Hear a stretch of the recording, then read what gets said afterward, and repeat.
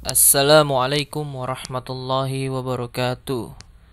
Baiklah, di pertemuan selanjutnya kita akan membahas lagi tentang pelajaran yang ada di buku ini nih.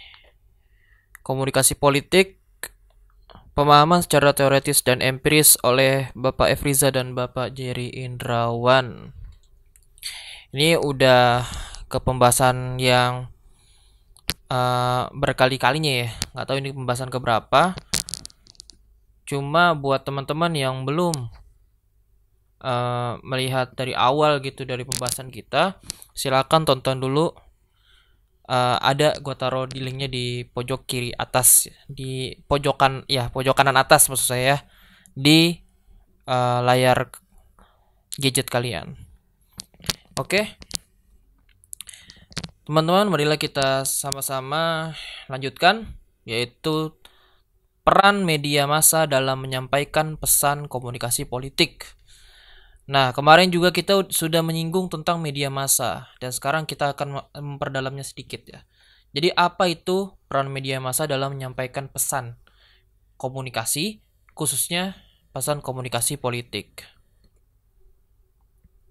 Oke, ini ada foto atau gambar dari televisi, radio, dan koran.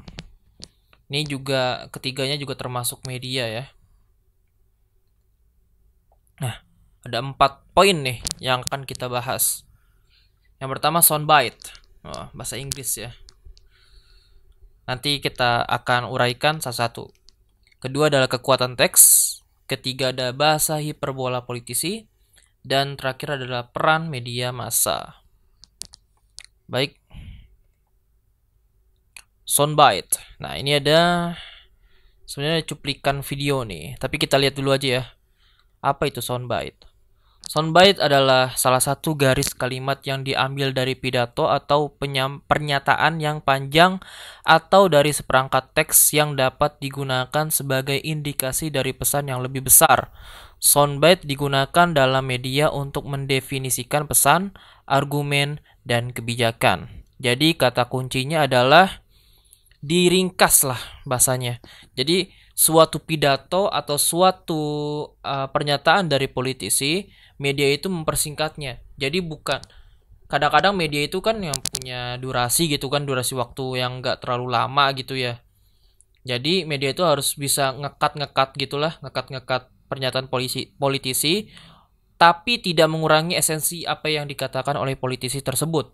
Jadi ngekatnya itu harus pas gitu, tanpa merubah makna apa yang dimaksudkan oleh politisi. Di sini kok coba kita lihat videonya sedikit aja ya. Nih gue nemunya yang ini nih. Presiden disampaikan sebagai respons atas peristiwa 4 warga pokoknya di di Sulawesi sini Tengah nih, yang tewas presiden di itu Tol Jakarta dia nggak, Cikampek. Presiden dia mengingatkan di pas Indonesia itu sebagai dia kepentingan langsung bangsa dan ngomong. negara. Jadi langsung ke poin-poinnya gitu loh. Perlu adalah Dan ditutup, jalankan nggak ditutup dengan salam. Jadi langsung di-cut secara tuh. terukur. Pas di sini langsung di-cut. Walaupun Pak Presiden belum ngucapin salam gitu udah di-cut sama medianya. Tapi tidak mengurangi esensi apa yang dikatakan oleh Pak Presiden. Oke, sebenarnya nih soundbite ini banyak adanya tuh di saksi, kayaknya saksi kejahatan atau gimana gitu ya. Biasanya kan langsung tuh tulisannya namanya di bawahnya ada saksi, misalnya saksi mata atau apa gitu. Biasanya kan nggak dari pertanyaan si wartawan kan, biasanya langsung kenapa langsung jawaban si saksinya biasanya gitu. Tapi karena kita ini ngomongnya soal politik ya, kita harus mencocokkannya dengan politisi ya. Ya kebetulan gue cuma dapatnya ini video ini biar cepat gitu ya. Kalau misalnya dicari-cari lagi mungkin ada yang lebih bagus, lebih baik. Cuma ya gue dapatnya video yang ini. Teman-teman mudah-mudahan ngerti ya apa yang saya sampaikan. Pokoknya soundbite ini artinya ya meringkas pertanyaan yang panjang menjadi pendek. Oke. Lanjut. Nah, udah Habib Rizik nih. Apa nih kekuatan teks nih? Yoi. Kita baca. Komunikator terutama yang mempunyai kekuasaan, dengan leluasa dapat membahasakan sebuah realitas atau seseorang adalah baik atau buruk. Artinya, hampir tidak ada realitas yang hampa dan kosong. Semuanya mengandung kekuasaan dan kepentingan tertentu. Pesan politik yang mungkin menyudutkan seseorang atau sekelompok tertentu merupakan bagian dari kekuatan politik yang dimiliki seseorang atau kelompok. Kekuatan tersebut semakin besar dan masif dengan adanya dukungan media. Dukungan media juga menjelaskan dan mempertegas keberpihakan media terhadap sebuah kasus. Nah, di kekuatan teks ini kita bisa mendapat banyak highlight ya. Hal yang pertama itu bahwa komunikator politik itu dalam dia diwawancara ya, atau dia diambil pendapatnya gitu ya, hampir tidak ada yang namanya hampa atau kosong. Hampir nggak ada netralnya istilahnya ya. Pasti mereka punya kepentingan tertentu, baik itu untuk menonjolkan figur atau kelompok tertentu, atau malah menyudutkan figur atau kelompok tertentu. Itu politisi itu. Yang kedua adalah kita juga tahu bahwa media juga bisa berpihak. Bahkan hampir nggak ada mungkin media yang nggak berpihak. Ada yang berpihaknya kelihatan banget, ada yang berpihaknya ya nggak terlalu kelihatan gitu. Nah, jadi apa yang dimaksud dengan gambar Habib Rizik di sini? Kalau misalnya antum pro FPI, pastinya antum mikir kalau Habib Rizik ini sebagai korban dari penyudutan politisi-politisi. Atau sebaliknya, mungkin antum termasuk yang kontra dengan FPI, berarti antum memikir bahwa Habib Rizik inilah pelaku yang menyudutkan politisi-politisi. Semuanya mungkin ada benarnya, tapi ada juga salahnya. Jadi kita tuh harus walaupun memang kita berbicara politik seperti ini, maksudnya pasti ada berpihak, tapi menurut saya bagaimanapun juga, kalau bisa kita menempatkan diri sebagai audiens ya, sebagai penonton, senetral mungkin gitu. Kalau misalnya ini salah, ya salah. Kalau ini benar, ya benar. Jadi jangan sampai yang salah dibenarkan, jangan sampai yang benar disalahkan. Itu bahaya itu. Politisi itu banyak yang kayak gitu. Jadi kita selaku yang bukan politisi gitu ya, yang belum jadi politisi atau yang memang bukan politisi, ya kita jangan ikut-ikutan hal-hal yang mengerikan seperti itu ya, dalam tanda kutip.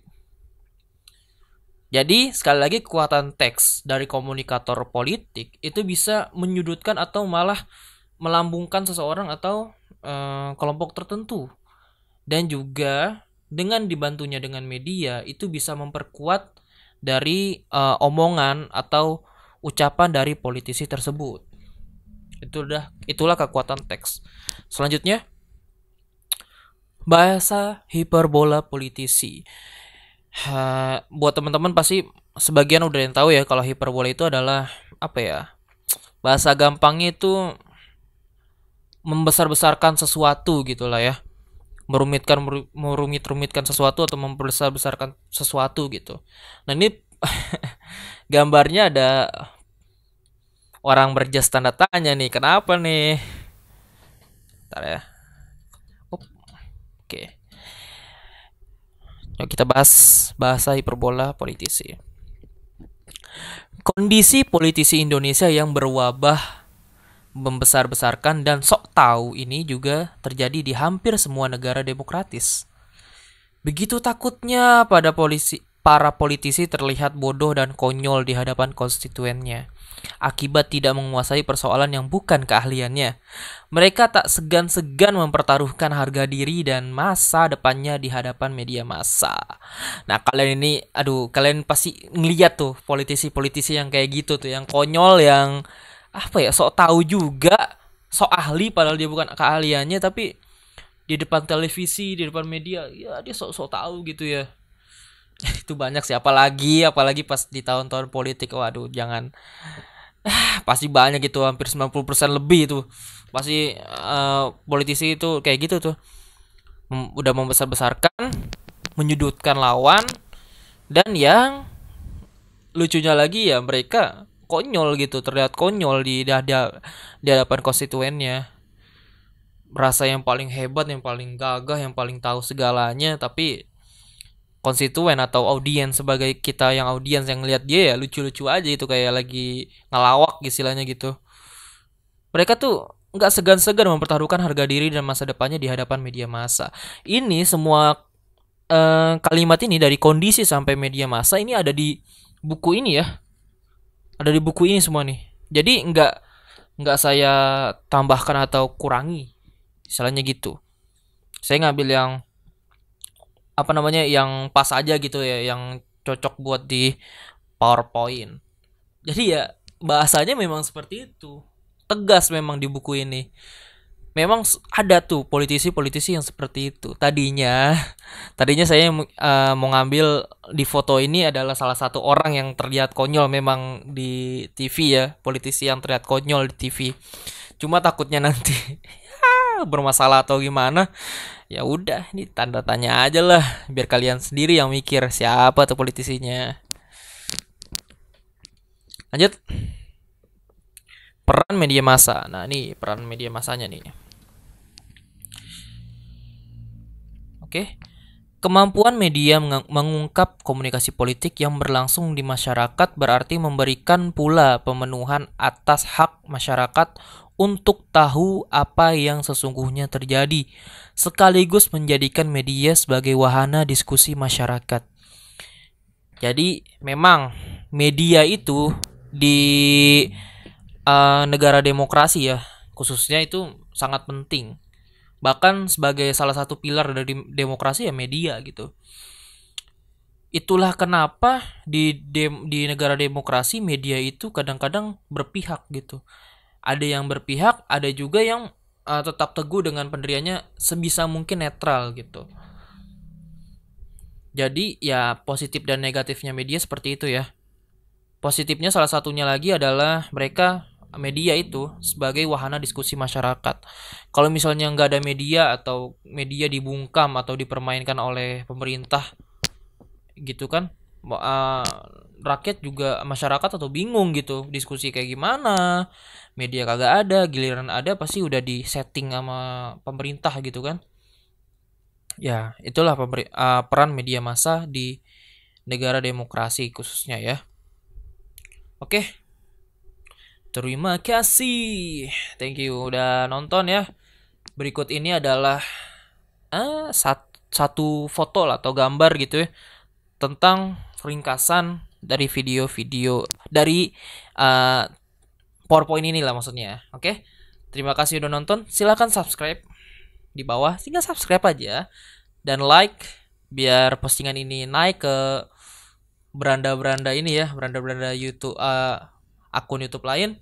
Share juga tolong buat teman-teman yang punya teman-teman lagi yang punya ketertarikan di bidang politik gitu ya, belajar politik lewat YouTube. Mungkin salah satunya di YouTube ini bisa diambil, walaupun saya juga banyak belajar. Oke, terima kasih. Kalau ada yang kurang silahkan komen aja. Saya mohon maaf apabila ada kesalahan kata, ada kesalahan kalimat.